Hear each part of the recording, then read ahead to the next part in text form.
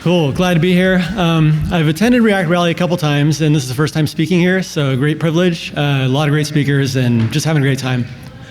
I want to talk a little bit about the web platform. So I'm going to warn you guys up front. I like puns. I think Ben might enjoy this. The rest of you are going to roll your eyes and groan a little bit.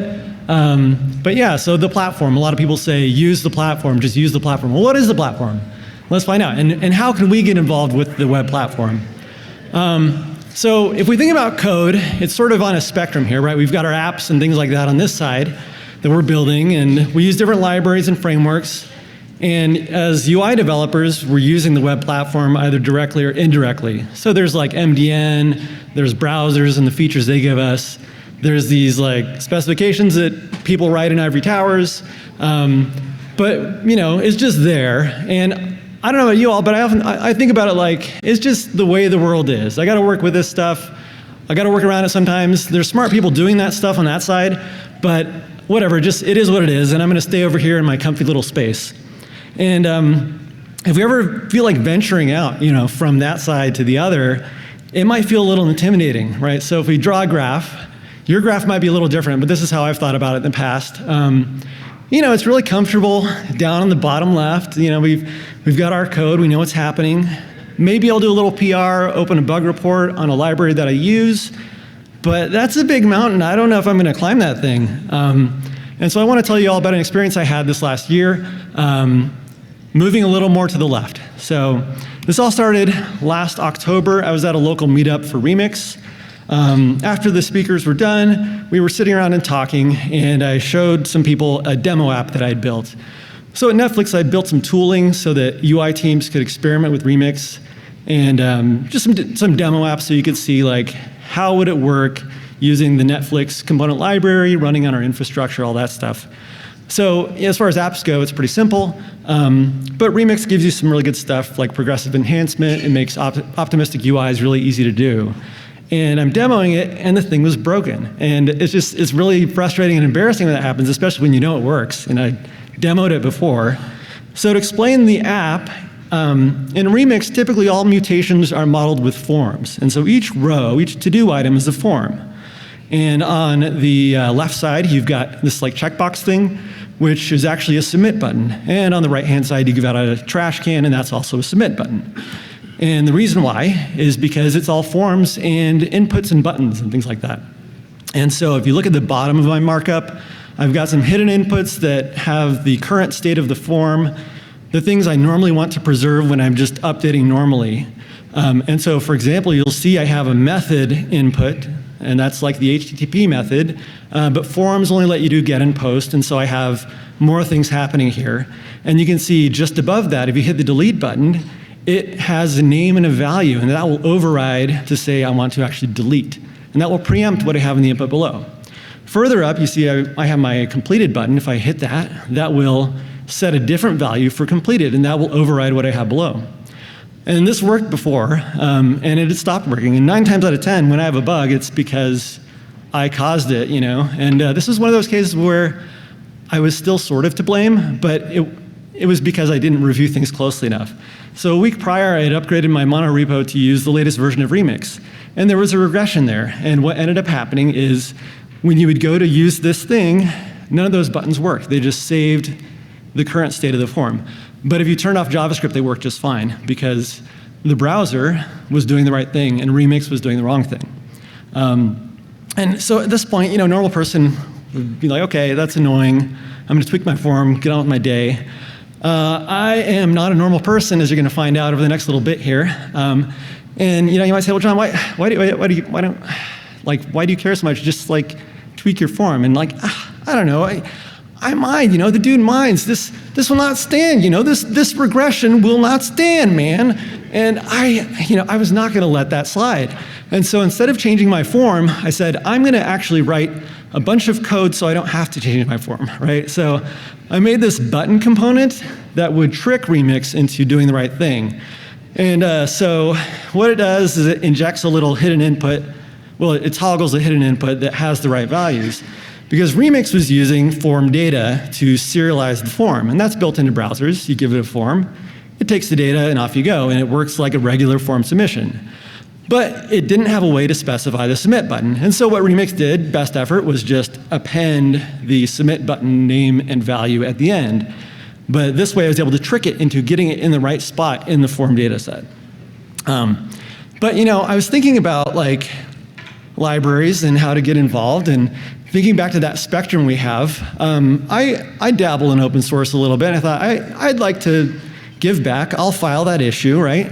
And maybe help out a little bit. And so just some thoughts, my experiences on working in open source, whether it's React Router, React, Jest, anything like that. Most things are on GitHub, right? So if you're interested in getting involved in open source, the process is going to feel pretty similar no matter where you go. So first of all, look for a contributing document, and that's going to give you some really good tips on how you can get involved, whether that's like filing bugs or docs, fixing something, implementing a feature. And just as critical, pretty much every repo is also going to have a code of conduct. And so make sure to read that, because we want to make sure that everyone feels like they belong and everybody has a space. And with that in mind, we can all feel empowered to go into these spaces that maybe are a little unfamiliar, but we'll have the tools we need to actually contribute and make cool things happen. So I went ahead and filed a bug. I read a bit of the HTML spec, and I think before this I'd spent maybe a minute of my entire life reading the HTML spec, but I dug into the form data set construction, how does that work, and got some good info and kind of put that on the ticket. And then I thought, maybe I could fix this bug. It's a minor bug, how hard could it be, right? Like it's small. It ended up being not so small, and I came up with two ideas. Neither of them were very good. They were ideas, but let's look at them. So the first idea I had was I took the text of the spec and pasted it into VS Code as far as how do you construct the form data set, commented that out because it actually gives you really good instructions of how to implement this thing. It ended up being like 300 and some lines of code and tests, so that's kind of a lot to do something the browser can actually just do. The missing piece was it didn't do the submit button. The other idea I had was I could do the janky thing that I did in my app and just like, let's get that into Remix. I'm sure they'll love that. And I've got like a little hidden input stuff here. And yeah, less code. I groaned a little bit writing this. You might groan looking at it, but I actually feel a little better now. 4 months ago, we're at a React conference here. The React team actually added this same stuff to React. So with their new form action stuff, they're also doing some hidden input shenanigans to get the submit button value. So I don't feel altogether terrible about that. But anyway, as I researched, I saw there had been a discussion years ago by really smart browser people about this kind of limitation, right? The browser knows how to submit a form, and the form data thing, knows how to construct itself based on a form. You just need a way to specify the submitter. I mean, it would be good to have.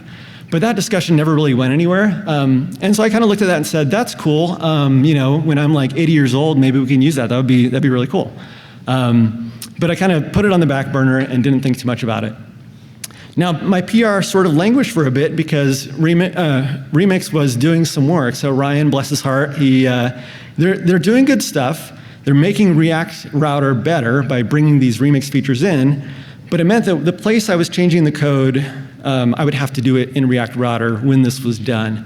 And that was a several-month process. So I kind of just left it alone for a little while, and the new year rolled around, and they had the features I needed now in React Router to do the PRs in the right place.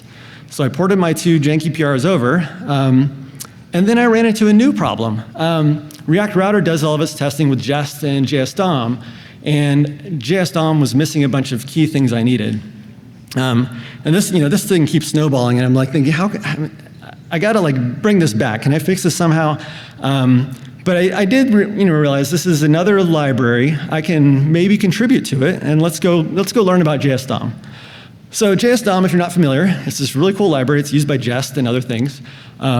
Primarily authored and maintained by Dominic. Now, I don't know if this is a happy accident, if this is like, I'm the only one who's thought of this, but in my mind, he is JS DOM. Like he's a JavaScript genius, and now you can all think of him as JS DOM as well.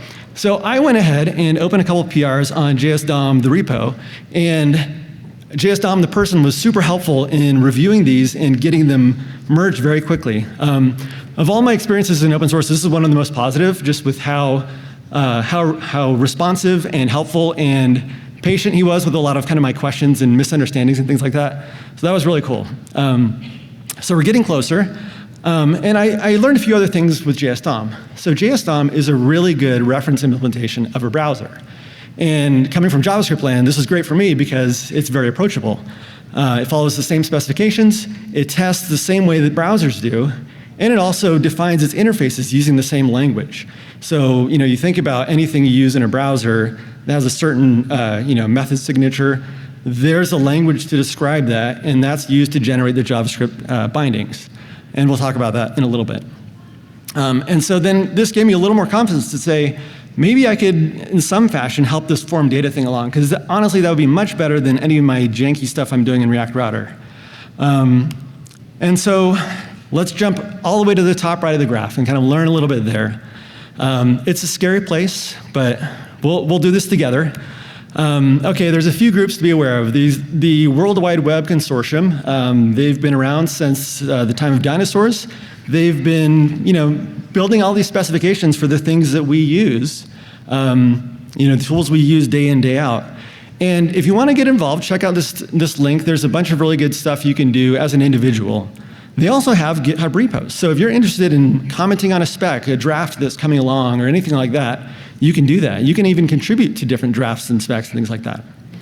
Next group, the Web Hypertext Application Technology Working Group. I don't know how you actually pronounce it, the WHATWG maybe, I don't know. But yes, another group. This one is interesting because it's a newer group. It's this is my own colored take on it. It's, I don't know, it's a more pragmatic group where it's driven primarily by the browser vendors. And it's maybe a little more in tune with what web developers need. And I know there's a lot of history and drama there, so I don't want to get into that too much. But if you think about a lot of the core things that we use as web developers, they're managed by work streams by this group. And so you can check out the FAQ, learn how to get involved there. Yet again, they're on GitHub. I feel like there's a pattern here. There's another repo that's interesting too. It's the web platform tests. So I talked about that a minute ago. All of the browsers use the same test suite. JS-DOM uses the same test suite.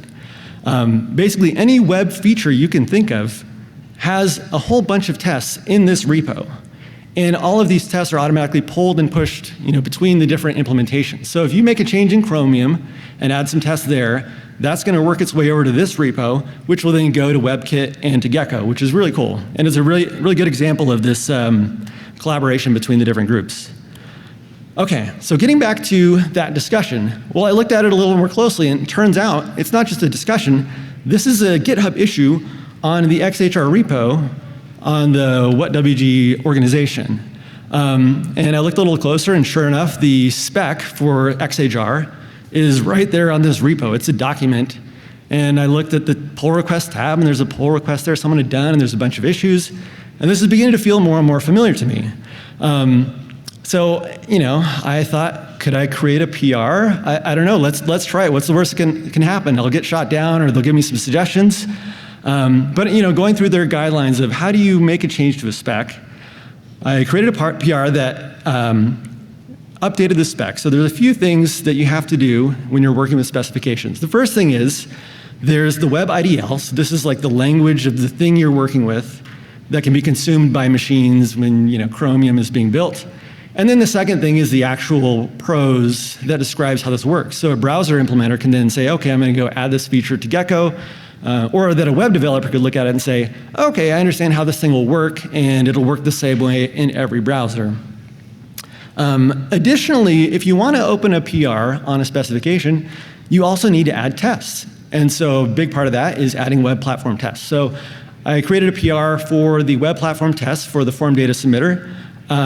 It's a bespoke framework they use, but again, it's very familiar to other things we've used. You have different tests, you have setup, you have different assertions, and that's about it. I opened the PR. I didn't really know what was going to happen. I was like, I'm sure, someday they'll respond. There might be some back and forth, and I'll have to fix a whole lot of things. That was one evening. I went to bed. The next morning, I checked my inbox, and I was blown away because Anna Venkestran, the editor of the specification, had responded affirmatively and then pinged all the implementers. And I was like, holy crap, this is this is really cool. I just felt like I'm like that dog typing on the keyboard, like I don't know what I'm doing, but I'm going by their guidelines and let's just see what happens. And that was a lot of fun. But the thing that I didn't fully understand until this point is the relationship with browsers, right? The thing is, like, they're up here at the top of this graph. They probably should be really the very top, especially when you're thinking about HTML or the DOM or things like that, because the browsers drive the specifications, not the other way around. I'd always kind of thought, like, oh, the ivory tower, they decide what it'll be, and then the browsers follow suit. No, that's not how it works. And so you need to get the browser implementers to buy in. Fortunately, for my case, this was like a thing that was already discussed and fairly self-evident, but it's something to consider if you're interested in making an improvement. You need to kind of have that interest and that desire on the side of the implementers. Okay, so I did a little bit of research while my spec PR was hanging out there and wanted to learn more about how browsers work. So Chromium, here's some quick highlights if you're interested in doing anything on Chromium. They use Garrett, which is Git-based, it's fine. The code is all C++ for the most part. So if you're a web developer like me, that might feel a little daunting, but there are tools, there are ways you can learn and kind of hack it together. If you do get a change merged in Chromium, you're looking at about 2 months before it shows up on your kid's Chromebook. So it'll be a little bit, but they have a really well-defined process and some hoops you have to jump through. If you're interested in contributing to Firefox, it feels very similar. They use Mercurial, which for me, it's the kind of thing where I just would have to Google literally everything I do, but you can make it happen. The process is a little smoother there, and from the time it's merged to when it shows up on your Linux laptop, it's like 5 weeks or so. And WebKit is actually the nicest one to work in. It's on GitHub, right? It's super easy. So hey, a pull request. Like, I don't have to learn something new. I mean, C++, sure. Yeah, okay, that's something, I guess. But the merge to GA is like one thing that's a little bit of an unknown because Apple's a black box, so it could be like in a month, it could be in a year. I do feel like WebKit is on fire lately, and they're doing a lot of great stuff, and things are coming out very quickly, and it's really cool. Okay, so while I was learning about this stuff, my PR was kind of just sitting there, because they're not going to change the spec until the implementers agree that this is something to do. And I thought, I don't want to just be obnoxious and like ping people, because they got day jobs, and I've got my day job, and I don't want to like be that person. And I thought, maybe I could build a POC. I just read about Chromium, just read about these things, like, it's probably not going to be easy, but I'll take a weekend to see what I can do. So I pulled up the developer documentation, and literally with 3 or 4 commands, I had Chromium built and running on my machine. And there were no surprises. It did take like a couple hours for the first build, so I mean, that wasn't too surprising. But a rebuild, once you've built it, it's less than a minute. It was very fast. And so within a weekend, I was able to actually get the submitter thing implemented in Chromium. And buoyed by that positive experience, I looked at the Gecko docs, and in that same weekend, I also got it working in Gecko. And that was really, really fun, a really good learning experience for me. I mean, I've done C++ a little bit in the past, but I'm kind of an idiot in that space, so it was a lot of kind of like looking at, how is this similar code working and refreshing my memory of all those things. So I took that and I posted it on the PR just to see like, hey, can we move this along? Because I don't know what your timelines are like. Maybe I can help a little bit, and got thumbs up all around, which then gave me another little boost to say, I read these docs, I see how I can actually contribute to this stuff that before seemed like completely unapproachable. Can I actually go implement it? And so following the docs and kind of learning more about the process, I was able to go create PRs for Gecko, WebKit, and Chromium and get them merged all within like a week or two, which was not expected. I thought this would be like a 6-month to a year kind of thing.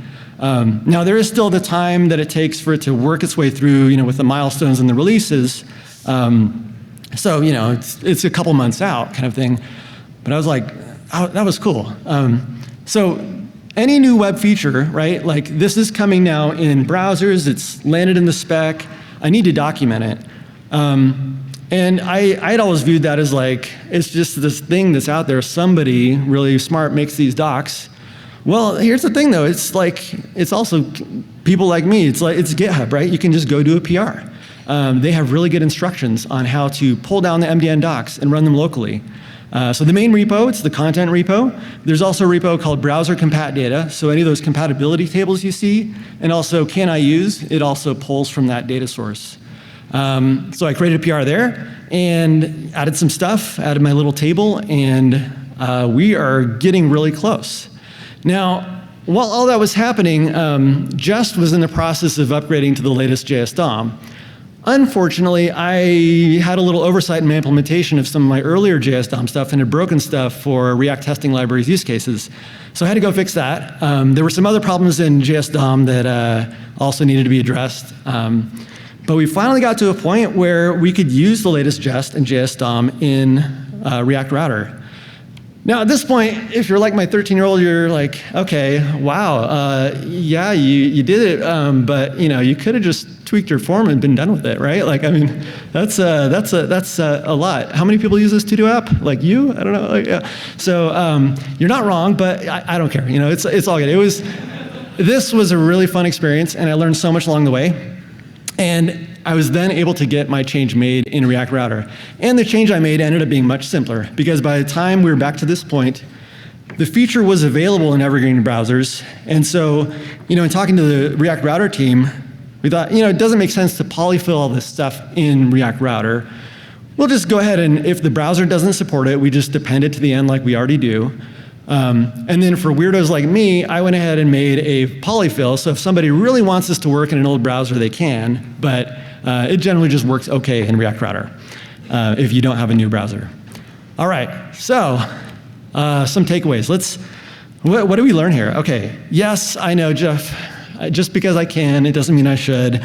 But the people involved in this, it just blew my mind every step of the way. Everybody, through all the libraries, frameworks, the browser implementers, the people who work on the specifications, the MDN, everybody was super kind, super welcoming, and I just felt like, it felt like working on a team with someone. It was really great. And then the processes that they've created, this is really, really curated, really efficient, and it was cool to see just how somebody not knowing too much about any of this stuff coming in could very quickly get going and actually make some changes.